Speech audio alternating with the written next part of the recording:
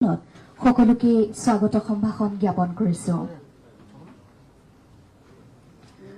আজি আমাৰ মাজত উপস্থিত আছে অসমৰ মাননীয় মুখ্যমন্ত্ৰী ডক্টৰ হিমন্ত বিশ্ব শৰ্মা ডাঙৰীয়া, ৰাজহ আৰু দুৰ্যোগ ব্যৱস্থাপনা ইত্যাদি বিভাগৰ মাননীয় মন্ত্ৰী শ্ৰীযুত কেশৱ মহন্ত ডাঙৰীয়া। আমাৰ মাজত উপস্থিত আছে ৰূপান্তৰ আৰু উন্নয়ন বিভাগৰ মাননীয় মন্ত্ৰী শ্ৰীযুত ৰামেশ্বৰ তেলী ডাঙৰীয়া, আমাৰ সন্মানীয় বিধায়কসকল তথা সন্মানীয় সংবাদ সেৱীসকল, লগতে গুৱাহাটী তথা উজনি অসমৰ 4খন জিলাৰ পৰা আমাৰ সৈতে ভাৰ্চুৱেলি সংযুক্ত হোৱা সন্মানীয় বিধায়কসকল, হিতাধিকাৰীসকল তথা সন্মানীয় সাংবাদিকসকল, পুনৰবাৰ আপোনালোক সকলোকে স্বাগতম জনাইছো আজিৰ অনুষ্ঠানলৈ। আৰু আমি পোনে পোনে আনুষ্ঠানিক কাৰ্যসূচীলৈ আগবাঢ়িছো। এই মুহূৰ্তত শুভেচ্ছামূলক আমাৰ সৈতে সংযুক্ত হৈ আছে গুৱাহাটীৰ পৰা মুখ্য সচিব অসম ডক্টৰ ৰবি কোটা ডাঙৰীয়া। তেখেতক শুভেচ্ছামূলক ভাষণ প্ৰদান কৰিবলৈ আমি বিনম্ৰভাৱে অনুৰোধ জনাইছো। সকলোকে নমস্কাৰ জনাইছো। আৰু মাননীয় ৰাজহ আৰু প্ৰাকৃতিক দুৰ্যোগৰ মন্ত্ৰী মহোদয় আৰু অন্যান্য মন্ত্ৰী, মাননীয় বিধায়কসকল, সন্মানীয় বিধায়কসকল, সমাজ মাধ্যমৰ বন্ধুসকল আৰু মোৰ মৰমৰ ভাই ভনীসকল, শেহতীয়া বানে শিৱসাগৰ, চৰাইদেউ, যোৰহাট আৰু গোলাঘাট জিলাৰ হাজাৰ হাজাৰ পৰিয়াললৈ অমানিশা কঢ়িয়াই আনিছে। বহু লোকে তেওঁলোকৰ ঘৰ বাৰী, জীৱিকা, ঘৰুৱা সা সামগ্ৰী আৰু জীয়াই থকাৰ বাট হেৰুৱাই পেলাইছে। বানপীড়িত জিলাসমূহৰ উদ্ধাৰ কাৰ্য সহজ প্ৰদান আৰু পুনৰুদ্ধাৰ ব্যৱস্থা গ্ৰহণ কৰাটো আমাৰ প্ৰধান দায়িত্ব তথা কৰ্তব্য হৈ পৰিছে। কোনো এটা বান প্ৰভাৱিত পৰিয়াল যাতে চৰকাৰী সহায়ৰ পৰা বঞ্চিত হৈ নৰয়, সেয়া নিশ্চিত কৰাৰ দিশটোত আমি অগ্ৰাধিকাৰ প্ৰদান কৰিছো। মাননীয় মুখ্যমন্ত্ৰী মহোদয়ৰ বলিষ্ঠ নেতৃত্ব আৰু নিৰ্দেশনাত আমি উদ্ধাৰকাৰী বিষয়া, স্বেচ্ছাসেৱক আদি পৰ্যাপ্ত সাহায্য সামগ্ৰী সংগ্ৰহ আৰু বিতৰণ ব্যৱস্থা কৰিছো। ইয়াৰ জৰিয়তে আমি ক্ষতিগ্ৰস্ত পৰিয়ালসমূহৰ কাষত থিয় হৈ সকাহ প্ৰদান কৰিবলৈ সক্ষম হৈছো। শিৱসাগৰ, চৰাইদেউ, যোৰহাট আৰু গোলাঘাট জিলা আয়ুক্তসকলে সম্পন্ন কৰা মূল্যায়ন প্ৰতিবেদনত ভিত্তিত অসম চৰকাৰে আজি প্ৰায় 75,000 বানপীড়িত পৰিয়ালক 15,000 টকাকৈ অন্তৰ্বৰ্তীকালীন বিত্তীয় সাহায্য প্ৰদান কৰাৰ সিদ্ধান্ত গ্ৰহণ কৰিছে। এই পদক্ষেপৰ বাবে অসম চৰকাৰৰ প্ৰায় 112 কোটি টকা ব্যয় হ'ব। দুৰ্যোগৰ পৰৱৰ্তী সময়ত জৰুৰী প্ৰয়োজনসমূহ কাৰণে আমি আৰু ইয়াৰ পৰা বেছি বানপীড়িত পৰিয়ালসমূহক সাহায্য ধনৰাশি নিৰ্ধাৰণ কৰিবলৈ আমি আমাৰ মাননীয় মুখ্যমন্ত্ৰী মহোদয় চেষ্টা কৰি আছে। আৰু প্ৰধানমন্ত্ৰী সূৰ্যাগৰত এই 4টা জিলাত 40 কোটিৰ ওপৰত টকাও আজি মুকলি কৰি দিয়া হ'ব। আজি আমি ইয়াত ডিবিটি প্ৰক্ৰিয়াৰে জৰিয়তে প্ৰথমটো কিস্তি মুকলি কৰিবলৈ একত্ৰিত হৈছো। আৰু 2 দিনত 5 আগষ্টৰ ভিতৰত বাকী টকা যোগ্য পৰিয়ালসমূহকো ইয়াৰ বেনিফিটটো দিয়া হ'ব। বন্ধুসকল, অসমৰ এই সহায় ইয়াতে শেষ নহয়। দুৰ্যোগৰ ভয়াৱহৰ কথা অনুধাৱন কৰি চৰকাৰে অতিৰিক্ত কেইবাটাও সাহায্য আৰু পুনৰুদ্ধাৰ ব্যৱস্থাত অনুমোদন জনাইছে। এই ব্যৱস্থাসমূহ অতি সোনকালে শিৱসাগৰ, যোৰহাট, চৰাইদেউ, গোলাঘাট জিলাৰ বানপীড়িত পৰিয়ালসমূহৰ বাবে গ্ৰহণ কৰা হ'ব। আৰু মই পুনৰ দোহাৰিব বিচাৰিছো যে প্ৰাকৃতিক দুৰ্যোগৰ আমাৰ ধৈৰ্যৰ লগতে আমাৰ একতা আৰু সামূহিক শক্তিৰে পৰীক্ষা লয়। এই সংকটৰ সময়ত বান প্ৰভাৱিত ৰাইজৰ কাষত থিয় দি জিলা প্ৰশাসন, NDRF, SDRF, আৰ্মি, এয়াৰফৰ্চ, স্বেচ্ছাসেৱক, নাগৰিক সমাজ সংগঠন আৰু প্ৰতিজন ব্যক্তিয়ে কৰা অক্লান্ত প্ৰচেষ্টাত মই আন্তৰিক শলাগ লৈছো। আৰু আমি প্ৰতিশ্ৰুতিবদ্ধ, আমি সকলোৱে মিলি একত্ৰিতভাৱে দ্ৰুতগতিত পুনৰুদ্ধাৰ ব্যৱস্থা গ্ৰহণ কৰিম, যাতে কোনো এটা ভুক্তভোগী পৰিয়াল বাদ পৰি নাযায়। ধন্যবাদ।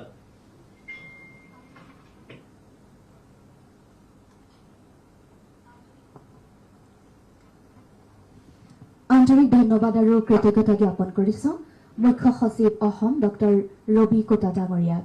এইবাৰ আমি উজনি অসমৰ 4খন জিলা শিৱসাগৰ, চৰাইদেউ, যোৰহাট আৰু গোলাঘাট জিলাৰ বানপীড়িতসকলক আৰ্থিকভাৱে সাহায্য প্ৰদান অৰ্থাৎ আজিৰ এই অনুষ্ঠানৰ উদ্দেশ্যৰ ভিত্তিত প্ৰস্তুত কৰা ভিডিঅ'টি আগবঢ়াবৰ কাৰণে অনুৰোধ জনাইছো।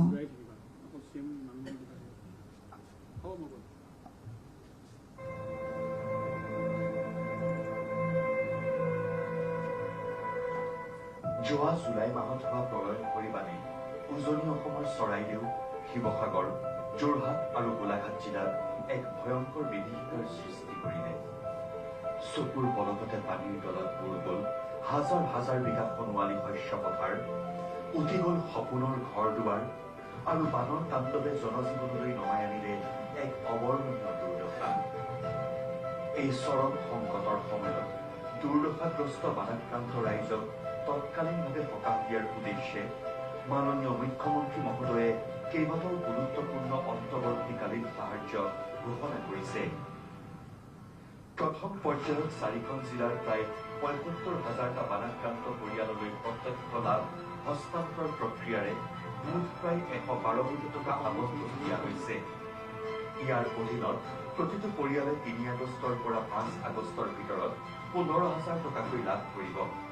এই ১৫,০০০ টকাৰ একত্ৰিত সাহায্যত বস্ত্ৰ আৰু বাচন বৰ্তনৰ বাবে ৫,০০০ টকা, জীৱিকা নিৰ্বাহৰ সাহায্য হিচাপে ৩,০০০ টকা আৰু ৰাজ্য চৰকাৰৰ অতিৰিক্ত সাহায্য হিচাপে ৭,০০০ টকা অন্তৰ্ভুক্ত কৰা হৈছে। লগতে সৰ্বাধিক ক্ষতিগ্ৰস্ত শিৱসাগৰ আৰু চৰাইদেউ জিলাৰ প্ৰতিটো পৰিয়ালক ১০ আগষ্টৰ পৰা অতিৰিক্ত ১০,০০০ টকাকৈ প্ৰদান কৰা হ'ব। এই দুখন জিলাৰ ৰাইজৰ বাবে জুলাই মাহৰ ৩০০ ইউনিটলৈকে বিদ্যুৎ মাচুল ৰেহাই আৰু এবছৰৰ বাবে ভূমি দাঁতৰ বা খাজনা সম্পূৰ্ণৰূপে ৰেহাই দিয়া হৈছে। বাসগৃহত সম্পূৰ্ণৰূপে ক্ষতিগ্ৰস্ত পৰিয়ালসমূহ অনিৰ্মাণৰ বাবে ১,০০,০০০ টকা, এবছৰলৈ ১,০০,০০০ টকা আৰু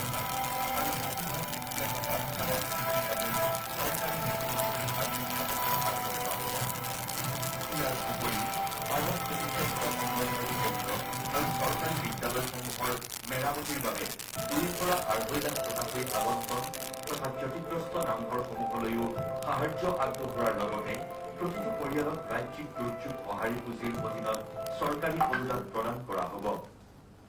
ৰাইজৰ স্বাস্থ্য সুৰক্ষাৰ বাবে বানাক্ৰান্ত অঞ্চলসমূহত মেগা স্বাস্থ্য শিবিৰ আৰু পশুধন চিকিৎসা শিবিৰ অনুষ্ঠিত কৰা হ'ব। বীমাৰ দাবীসমূহ খৰতকীয়া কৰিবলৈ বিশেষ নডেল অফিচাৰ নিয়োগ কৰাৰ লগতে মুকলি কৰা হৈছে এক ২৪ ঘণ্টীয়া হেল্পলাইন নম্বৰ। এতিয়ালৈকে প্ৰদান কৰা চৰকাৰী সাহায্যসমূহ: ১. পাৰিতোষিক সাহায্য হিচাপে চাউল ৪,১৮২ মেট্ৰিক টন, দালি ৮৬৫ মেট্ৰিক টন, নিমখ ৩৮৬ মেট্ৰিক টন, ৩৩,০৪,৫২০ লিটাৰ মিঠাতেল, লগত খোৱা পানী, বিস্কুট, শিশু খাদ্য, চিৰা, গুড়, চেনিটাৰী নেপকিন, ফেনাইল, বাল্টি, মগ, চাবোন, মহ মৰা ঔষধ, মমবাতি আৰু দিয়া চলাই ইত্যাদি। ২. এতিয়ালৈকে চৰকাৰৰ তৰফৰ পৰা বানত মৃত্যু হোৱা মৃতকৰ পৰিয়াললৈ SDRFৰ তৰফৰ পৰা ৪ লাখ টকা আৰু অসম চৰকাৰৰ ফালৰ পৰা ৫ লাখকৈ সৰ্বমুঠ ৯ লাখকৈ টকা দিয়া হৈছে। ৩. এতিয়ালৈকে চৰকাৰৰ তৰফৰ পৰা বান বিধ্বস্ত জিলাসমূহত আৱৰ্জনা নিষ্কাশনৰ বাবে মুঠ ৫,৬৪,০০০ কোটি টকা মুকলি কৰি দিয়া হৈছে। বানাক্ৰান্ত ৰাইজৰ দ্ৰুত পূৰ্ণ সংস্থাপনৰ বাবে অসম চৰকাৰ সম্পূৰ্ণৰূপে প্ৰতিশ্ৰুতিবদ্ধ।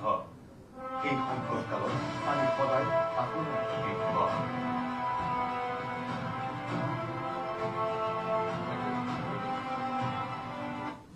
ধন্যবাদ জ্ঞাপন কৰিছো।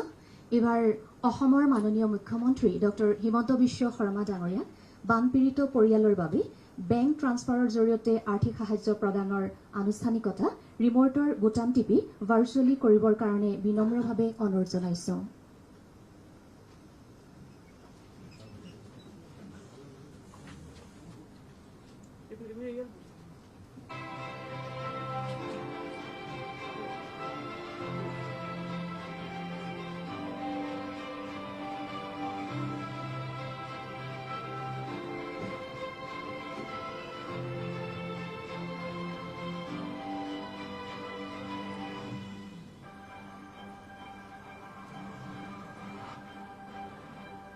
মাননীয় মুখ্যমন্ত্ৰী মহোদয়লৈ আন্তৰিক ধন্যবাদ জ্ঞাপন কৰিছোঁ।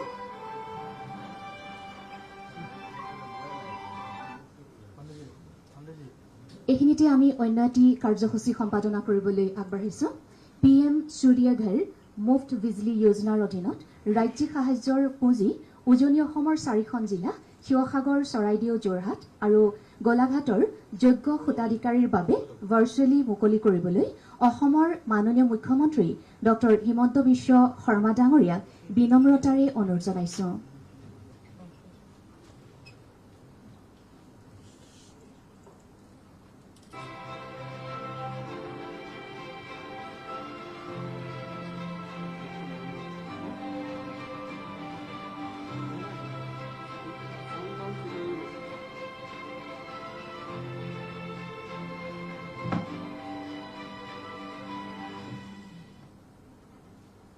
ধন্যবাদ জ্ঞাপন কৰিছোঁ মাননীয় মুখ্যমন্ত্ৰী মহোদয়লৈ।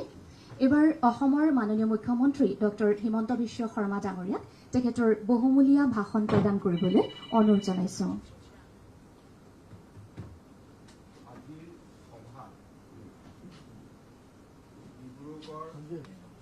গুৱাহাটী, চৰাইদেউ, শিৱসাগৰ, যোৰহাট আৰু ডিব্ৰুগড় জিলাত সমবেত গোলাঘাট জিলাত সন্মানীয় ৰাইজ, বানাক্ৰান্ত পৰিয়ালৰ পৰা অহা সন্মানীয় ৰাইজ, ডিব্ৰুগড়ত মোৰ লগত উপস্থিত অসম চৰকাৰৰ ৰাজহ মন্ত্ৰী কেশৱ মহন্ত ডাঙৰীয়া, ৰূপান্তৰ আৰু উন্নয়ন বিভাগৰ সন্মানীয় মন্ত্ৰী ৰামেশ্বৰ তেলী ডাঙৰীয়া, সন্মানীয় বিধায়ক প্ৰশান্ত ফুকন ডাঙৰীয়া, বিনোদ হাজৰিকা ডাঙৰীয়া, আমাৰ মাজত উপস্থিত সন্মানীয় বিধায়ক ৰূপক শৰ্মা ডাঙৰীয়া, সঞ্জয় কিষাণকে আদি কৰি গুৱাহাটীত মুখ্য সচিব ডাঙৰীয়াৰ নেতৃত্বত উপস্থিত চৰকাৰৰ বিষয়াসকল আৰু জিলা আয়ুক্তসকল, আজি আমি চৰাইদেউ, শিৱসাগৰ, গোলাঘাট আৰু যোৰহাট জিলাৰ বানাক্ৰান্ত ৰাইজক কিঞ্চিত সহায় কৰাৰ বাবে ইয়াত সমবেত হৈছোঁ। বানৰ গভীৰতা বা বানত হোৱা ক্ষতিৰ বিষয়ে মই দুনাই নতুনকৈ ৰাইজক সোঁৱৰাই দিয়াৰ প্ৰয়োজন নাই। যোৱা কেইটামান দিনত এই 4খন জিলাৰ ৰাইজে কি ধৰণে বান পৰিস্থিতিৰ মোকাবিলা কৰিছে সি আমাৰ বাবে এক প্ৰেৰণা আৰু সাহসৰ প্ৰতীক। আজিৰ এই মুহূৰ্তত শিৱসাগৰ, চৰাইদেউ, গোলাঘাট আৰু যোৰহাট জিলাৰ ৰাইজৰ মই আকৌ এবাৰ ধন্যবাদ জনাম যে আপোনালোকে যি সাহসেৰে সৈতে এই বানক সন্মুখীন হৈছে, নিকট আত্মীয়জনক হেৰুৱাৰ পিছতো আপোনালোকে যি ধৰণে ইজনে সিজনক সহায় কৰাৰ প্ৰচেষ্টা কৰিছে আৰু আমাৰ 4খন জিলাকে স্বাভাৱিক অৱস্থালৈ ঘূৰাই অনাৰ বাবে আপোনালোকে যি প্ৰয়াস আৰু প্ৰচেষ্টা কৰিছে, ই সদায়ে আমাৰ বাবে প্ৰেৰণা আৰু সাহসৰ উৎস হৈ ৰব। ৰাজ্য চৰকাৰে এই বানৰ ঘটনাৰ খবৰ পোৱাৰ লগে লগে আমাৰ দুজন মন্ত্ৰী শ্ৰী বিমল বৰা আৰু সুশান্ত বৰগোহাঁইক বানাক্ৰান্ত অঞ্চললৈ প্ৰেৰণ কৰে আৰু বান সাহায্য অভিযানত ৰাজহ মন্ত্ৰী কেশৱ মহন্ত ডাঙৰীয়াও জড়িত হৈ পৰে। কেইটামান দিনত আমাৰ চৰকাৰৰ মন্ত্ৰী পীযুষ হাজৰিকা ডাঙৰীয়াও বান আক্ৰান্ত ৰাইজৰ মাজত দিনে নিশাই উপস্থিত আছে। এই আটাইকেইখন জিলাৰ সন্মানীয় বিধায়কসকলেও ৰাজনৈতিক পৰিচয়ৰ ঊৰ্ধলৈ গৈ বানাক্ৰান্ত ৰাইজক সহায় কৰাৰ বাবে প্ৰয়াস আৰু প্ৰচেষ্টা অব্যাহত ৰাখিছে। চাৰিওখন জিলাৰ জিলা আয়ুক্তসকলৰ নেতৃত্বত অসম চৰকাৰৰ বিষয়া কৰ্মচাৰী সকলেও বানাক্ৰান্ত ৰাইজক সহায় কৰাৰ বাবে আপ্ৰাণ প্ৰচেষ্টা কৰিছে।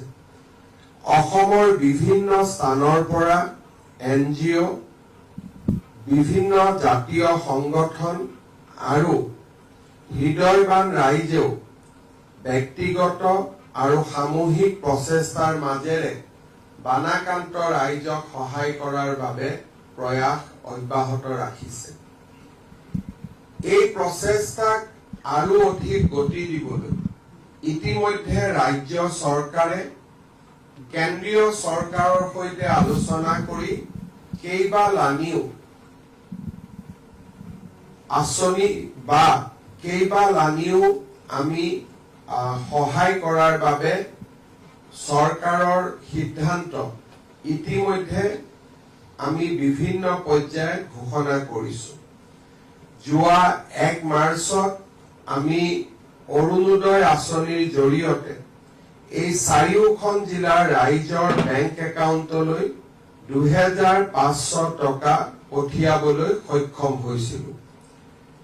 পৰৱৰ্তী পৰ্যায়ত ৰাষ্ট্ৰীয়কৃত বেংক আৰু আন বেংকসমূহৰ লগত আলোচনা কৰি বানাক্ৰান্ত ৰাইজে যাতে তেওঁলোকৰ ঋণসমূহ তৎকালীনভাৱে ঘূৰাই দিবলগীয়া পৰিৱেশৰ সন্মুখীন হ'ব নালাগে, তাৰ বাবে 6 মাহৰ মৰেটৰিয়াম আমি বা 6 মাহ ঋণ ঘূৰাই নিদিয়াৰ সিদ্ধান্ত বেংকসমূহৰ লগত আলোচনা কৰি ঘোষণা কৰিবলৈ আমি সক্ষম হৈছিলো। যোৱা পৰহি দিনা আমি ইন্সুৰেন্স কোম্পানীসমূহৰ লগতো দীঘলীয়াকৈ আলোচনা কৰিছিলো। ঘৰৰ বীমা, গাড়ীৰ বীমা, দোকান পোহাৰৰ বীমা, জীৱন বীমাকে ধৰি বিভিন্ন ধৰণৰ বীমা কোম্পানীসমূহৰ লগত আমি কৰা আলোচনাই এক সুন্দৰ ফলাফল আনিবলৈ সক্ষম হৈছিল। অৰ্থাৎ এতিয়া বীমা কোম্পানীসকলে জিলা পৰ্যায়ত নোডেল অফিচাৰ আৰু হেল্পলাইন স্থাপন কৰিব। কাগজ পত্ৰৰ জটিলতা নোসোমোৱাকৈ যিমান পাৰে সোনকালে বীমাসমূহ নিষ্পত্তি কৰিবলৈ চেষ্টা কৰিব আৰু স্থায়ী নিষ্পত্তি নোহোৱালৈকে ইণ্টাৰিম অন্তৰ্বৰ্তীকালীন বীমা ৰাশি প্ৰদানৰ বিষয়ে আমি এক উমৈহতীয়া সিদ্ধান্তত উপনীত হ'ব পাৰিছিলো। ৰাজ্য চৰকাৰে শিৱসাগৰ, চৰাইদেউ জিলাৰ আন্তঃগাঁথনিসমূহ উন্নত কৰাত গুৰুত্ব আৰোপ কৰিছে। ইতিমধ্যে বিদ্যালয়সমূহৰ বাবে আমি তৎকালীন ইয়াক মেৰামতিৰ বাবে 2 লাখ বা 2,10,000 টকা আমি ঘোষণা কৰিছো। ইতিমধ্যে সমগ্ৰ শিক্ষা অভিযানে বিদ্যালয়সমূহৰ এছেছমেণ্ট অব্যাহত ৰাখিছে আৰু মই ভাবো যে অহা কালি বা 5 তাৰিখৰ আগতে আমি বিদ্যালয়সমূহৰ একাউণ্টলৈ 2,10,000 টকা আমি প্ৰেৰণ কৰিবলৈ সক্ষম হ'ম।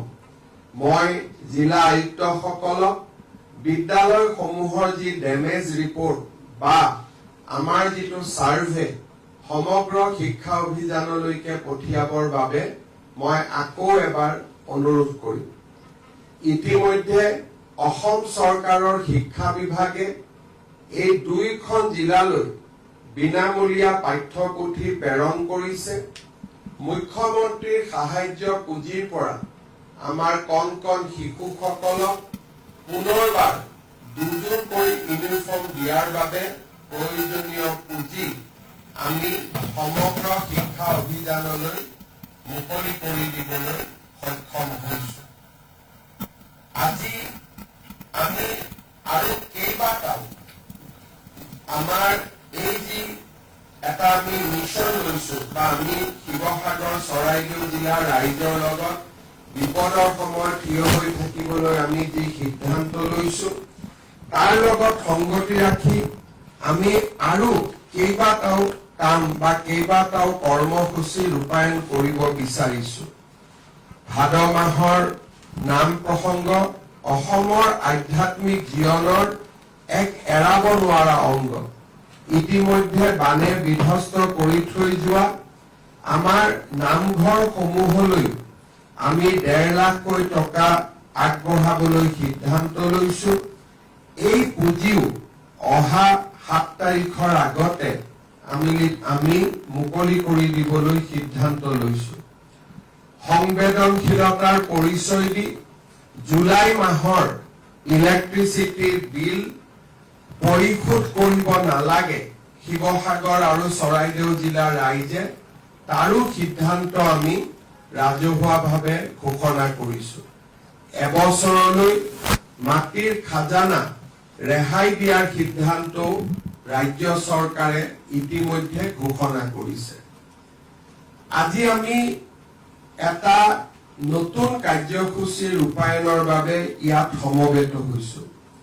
বানাক্ৰান্ত ৰাইজে ইতিমধ্যে যথেষ্ট ৰাইজৰ সহায়ত খাদ্য সামগ্ৰী লাভ কৰিছে, কিন্তু নিজ ঘৰলৈ উভতি যোৱাৰ বাবে বাচন বৰ্তন কাপোৰ কানি ঘৰখনক পলসৰ পৰা মুক্ত কৰিবলৈ বৰ্তমান ৰাইজক আটাইতকৈ যদি প্ৰয়োজন আছে সেয়া আছে নগদ ধনৰ প্ৰয়োজন। কাৰণ নগদ ধন অবিহনে নিজৰ আপোন ঘৰখনলৈ উভতি যোৱা কাৰো বাবেই সহজ নহবগৈ। ৰাইজৰ প্ৰয়োজনীয়তাক স্বীকৃতি দি আজি আমি খন্তেক সময় আগতে প্ৰতিটো বানাক্ৰান্ত পৰিয়াললৈ 15,000 টকাৰ সন্মান ৰাখি আমি আগবঢ়াইছো। শিৱসাগৰ জিলাৰ 35,298টা পৰিয়াল, চৰাইদেউ জিলাৰ 19,883টা পৰিয়াল, গোলাঘাট জিলাৰ 2,593টা পৰিয়াল আৰু যোৰহাট জিলাৰ 4,922টা পৰিয়াল অৰ্থাৎ 62,696টা পৰিয়াললৈ আমি খন্তেক সময় আগতে 15,000 টকাকৈ বেংক ট্ৰেন্সফাৰ কৰিবলৈ সক্ষম হৈছো। কিন্তু জিলা আয়ুক্তসকলে আমাক জনোৱা মতে এই পৰিয়ালসমূহৰ সংখ্যা 75,000লৈ বৃদ্ধি হ'ব। আজি আমি আৰু 15,000 পৰিয়ালক বেংক ট্ৰেন্সফাৰ কৰিবৰ বাবে সাজু হৈ আছো। জিলা আয়ুক্তসকলৰ পৰা বেংক একাউণ্টছৰ ডিটেইল অহাৰ লগে লগে আজি সন্ধিয়া বা অহাকালি আমি এই 15,000 পৰিয়াললৈ পুনৰ ধনৰাশি মুকলি কৰিম। এনে এছেছমেণ্ট আমাৰ অহাকালিও চলি থাকিব, অৰ্থাৎ 5 তাৰিখ পৰ্যন্ত আমি এই ধন মুকলি কৰি থাকিম। যিসকলে আজি এই পুঁজি পাবলৈ সক্ষম হোৱা নাই তেওঁলোকে অহাকালি নতুবা পৰহি পৰ্যন্ত এই পুঁজি লাভ কৰি থাকিব। জিলা আয়ুক্তসকলে মাত্ৰ 2টা দিনৰ ভিতৰতে 75,000 ব্যক্তিৰ নাম একাউণ্ট নম্বৰ সংগ্ৰহ কৰাটো এক জটিল কাম আছিল। জিলা আয়ুক্তসকলে আৰু তেওঁলোকৰ লগত কাম কৰা চৰকাৰী বিষয়া কৰ্মচাৰীসকলে ইতিমধ্যে 80% কাম সম্পূৰ্ণ কৰিবলৈ সক্ষম হৈছে, অৰ্থাৎ 75,000 পৰিয়ালৰ 62,000 পৰিয়ালক আজি আমি সাহায্য প্ৰদান কৰিবলৈ সক্ষম হৈছো। মই বিশ্বাস কৰো তেখেতসকলে অহা 2টা দিনত আৰু প্ৰয়াস আৰু প্ৰচেষ্টা কৰি বাকী থকা 15,000 পৰিয়াললৈও সাহায্য প্ৰদানৰ ক্ষেত্ৰত ৰাজ্য চৰকাৰক সহযোগিতা কৰিব। ৰাজ্য চৰকাৰৰ বিশেষকৈ ৰাজহ বিভাগ আৰু ASDM এৰ আসাম ষ্টেট ডিজাষ্টাৰ মেনেজমেণ্ট অথৰিটিৰ বিষয়া কৰ্মচাৰীসকলে যোৱাটো নিশা খন্তেক সময়ৰ বাবেও নোখোৱাকৈ ওৰেটো ৰাতি বেংক ট্ৰান্সফাৰৰ বাবে যিখিনি কষ্ট কৰিলে তাৰ বাবে মই তেখেতসকলকো কৃতজ্ঞতা জনাইছো। ৰাজ্য চৰকাৰৰ বিত্ত বিভাগ, ৰাজহ বিভাগ, মুখ্য সচিব ডাঙৰীয়াৰ নেতৃত্বত এই যি সাহায্য অভিযানক সফল কৰি তুলিলে তাৰ বাবে মই তেখেতসকলকো ধন্যবাদ জনাইছো। অহা 10 তাৰিখে আমি চেষ্টা কৰিম পুনৰ এবাৰ যিসকল বানাক্ৰান্ত ৰাইজ ঘৰলৈ এতিয়াও উভতি যাব নোৱাৰিব 9 তাৰিখ পৰ্যন্ত বা আমি বানপানীৰ কঠিন পৰিস্থিতিৰ সন্মুখীন হৈয়ে থাকিব লাগিব তেনে পৰিয়ালসকলক অহা 10 তাৰিখে আমি পুনৰ 10,000 টকা মুকলি কৰি দিম।